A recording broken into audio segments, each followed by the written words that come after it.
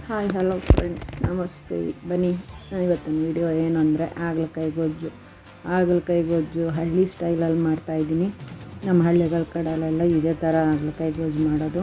ಅದಕ್ಕೆ ಮುಂಚೆ ನಾನು ವಿಡಿಯೋ ನೋಡ್ತಾ ಇರೋರಿಗೆಲ್ಲ ಒಂದು ಲೈಕ್ ಕೊಟ್ಟು, ಒಂದು ಸಬ್ಸ್ಕ್ರೈಬರ್ ಆಗಿ, ಒಂದು ಆಲ್ ಬಟನ್ ಅಂತಿರುತ್ತೆ, ಅದನ್ನು ಸೆಲೆಕ್ಟ್ ಮಾಡಿ ನಾವು ಮಾಡೋ ವಿಡಿಯೋ ಎಲ್ಲ ನಿಮಗೆ ಫಸ್ಟ್ ಟೈಮ್ ನೋಟಿಫಿಕೇಷನ್ ಬರುತ್ತೆ. ಹಂಗೆ ಒಂದು ಹೈಪ್ ಅಂತಿರುತ್ತೆ, ಅದನ್ನು ಸೆಲೆಕ್ಟ್ ಮಾಡಿ ಫ್ರೆಂಡ್ಸ್. ನಮಗೆ ಮನೆ ಆಗಿರೋದ್ರಿಂದ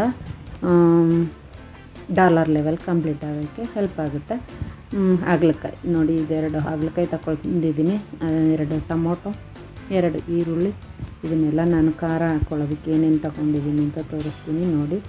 ಒಂದು ಬೆಳ್ಳುಳ್ಳಿ ತೊಗೊಂಡಿದ್ದೀನಿ, ಸ್ವಲ್ಪ ಹುಣಸೆಹಣ್ಣು, ಸ್ವಲ್ಪ ಖಾರದ ಪುಡಿ, ಸಾಂಬಾರು ಪೌಡ್ರು, ಸ್ವಲ್ಪ ತೆಂಗಿನಕಾಯಿ, ಕೊತ್ತಂಬರಿ ಸೊಪ್ಪು, ಇದಿಷ್ಟು ರುಬ್ಕೊಂಡು ಬರೋಣ.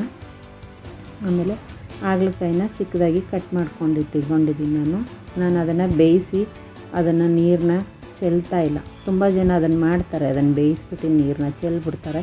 ಅದನ್ನು ಮಾಡಬೇಡಿ. ಹಾಗೆ ಎಣ್ಣೆಯಲ್ಲಿ ಕಡಲೆಬೇಳೆ, ಉದ್ದಿನಬೇಳೆ, ಸಾಸಿವೆ ಹಾಕಿ ಹಾಗಲಕಾಯಿ ಹಾಕಿ ಉರಿರಿ, ಓಕೆನಾ. ಒಂದು ಸ್ವಲ್ಪ ಕಟ್ಟಾಗೋಯ್ತು ಅದು ವಿಡಿಯೋ ಸ್ಟಾರ್ಟಿಂಗ್ದು. ಅದನ್ನು ಹುರಿದ್ಬಿಟ್ಟು ನೋಡಿ, ರುಬ್ಕೊಂಡಿದ್ದೀವಲ್ಲ, ಇದನ್ನು ಹಾಕೋಣ. ಚೆನ್ನಾಗಿ ಹಾಗಲಕಾಯಿ ಸ್ವಲ್ಪ ಎಣ್ಣೆಯಲ್ಲಿ ಅದರದ್ದು ಹಸಿ ವಾಸನೆ ಹೋಗೋವರೆಗೂ ಫ್ರೈ ಮಾಡಿ, ಆಮೇಲೆ ಖಾರ ಹಾಕಿ ಫ್ರೆಂಡ್ಸ್. ಅದು ಹಸಿ ವಾಸನೆ ಸ್ವಲ್ಪ ಸ್ಮೆಲ್ ಬರುತ್ತೆ, ಅದರದ್ದು ವಾಸನೆ ಹುರಿಬೇಕಾದ್ರೆ. ಅದು ಹೋಗೋವರೆಗೂ ಹುರಿದ್ಬಿಟ್ಟು ಈ ಖಾರನ ಚೆನ್ನಾಗಿ ಎಣ್ಣೆ ಬಿಟ್ಕೊಳ್ಳೋವರೆಗೂ ನೀವು ಹುರಿತಾ ಇರಬೇಕು. ಹುರಿದ್ಮೇಲೆ ಮಿಕ್ಸಿದು ಖಾರ ಎಲ್ಲ ನಾವು ಆಡಿಸ್ಕೊಂಡಿರೋದೆಲ್ಲ ನೀರೆಲ್ಲ ಹಾಕಿ ಅಲ್ಲಾಡಿಸಿ ಊದ್ರೆ ಮುಗೀತು. ನಮ್ಮ ಹಾಗಲಕಾಯಿ ಗೊಜ್ಜು ಮಾಡೋದು ತುಂಬ ಈಸಿ. ನೋಡಿ, ಹಳ್ಳಿಗಳಲ್ಲೆಲ್ಲ ತುಂಬ ಸಿಂಪಲಾಗಿ ಮಾಡಿದ್ರು ಟೇಸ್ಟಿಯಾಗಿ ಮಾಡ್ತಾರೆ. ನಾವುಗಳು ಏನೇನೋ ಅದಕ್ಕೆಲ್ಲ ಇಲ್ಲದೆ ಇರೋದೆಲ್ಲ ಸಾಮಾನು ಹಾಕಿ ಮಾಡ್ತೀವಿ, ಆದರೂ ಕಹಿ ಮಾತ್ರ ಕಮ್ಮಿನೇ ಆಗಿರಲ್ಲ ಅಲ್ವಾ. ನಮ್ಮ ಕಡೆ ಊರುಗಳ ಕಡೆ ಇದಕ್ಕೊಂದು ಸ್ವಲ್ಪ ನೀವು ತುಪ್ಪ ಹಾಕಿದ್ರೆ ತುಂಬ ಚೆನ್ನಾಗಿರುತ್ತೆ ಫ್ರೆಂಡ್ಸ್. ನೀವು ಡಾಲ್ಡಾ ತುಪ್ಪನೇ ಯೂಸ್ ಮಾಡಿ ಪರವಾಗಿಲ್ಲ, ತುಪ್ಪ ಹಾಕಿದ್ರೆ ತುಂಬ ಚೆನ್ನಾಗಿರುತ್ತೆ.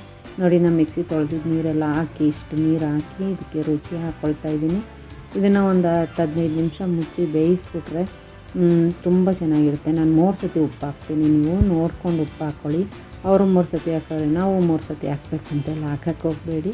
ಅದು ನನ್ನ ಕೈಯಲ್ಲಿ ಅದು ನನಗೆ ಅಭ್ಯಾಸ ಆಗಿಬಿಟ್ಟಿದೆ 3 ಸತಿ ಹಾಕಿ. ಅದು ಸ್ವಲ್ಪನೇ ಹಾಕ್ಕೊಳ್ತೀನಿ ನಾನು.